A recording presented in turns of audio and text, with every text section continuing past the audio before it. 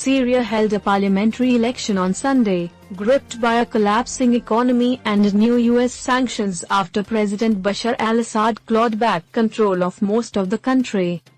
People voted across government territory at more than 7,000 polling stations, including for the first time in former rebel bastions that the army has recaptured over the last 2 years.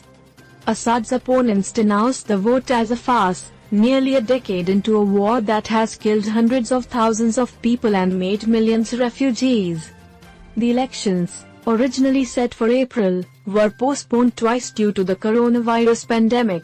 At a polling station in the capital Damascus, many voters, who were disinfected upon arrival, said they were worried about the rising costs of living.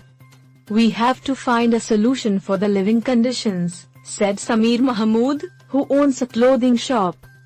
"God willing, I hope we overcome these sanctions," said Mona Sukkara after casting her ballot.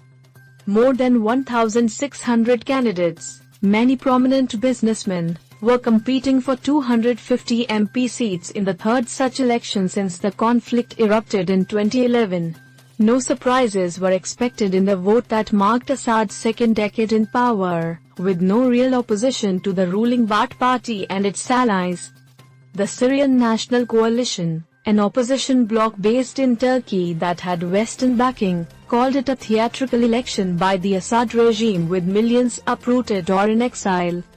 In the town of Doma, in the eastern suburbs of Damascus where a fierce army offensive snuffed out insurgents in 2018, candidate banners hung in front of piles of rubble, collapsed rooftops and buildings pockmarked with bullets. Dozens of people crowded a polling station where a portrait of a smiling Assad covered a wall. "I came to vote, because we want to live in safety and for the rising prices to go down. There's a big turnout," said Zad, a resident who fled and returned some 2 years ago. In 2016, when the town was rocked by fighting, he had cast his ballot in Damascus. The town was the site of a suspected poison gas attack that killed dozens of people in 2018 and prompted Western missile strikes. Damascus and Moscow denied any chemical attack took place. Thanks to help from Russia and Iran, Assad holds more of Syria than at any time in the war, with the northeast in Kurdish hands, and rebels now confined to a northwest corner near the Turkish border.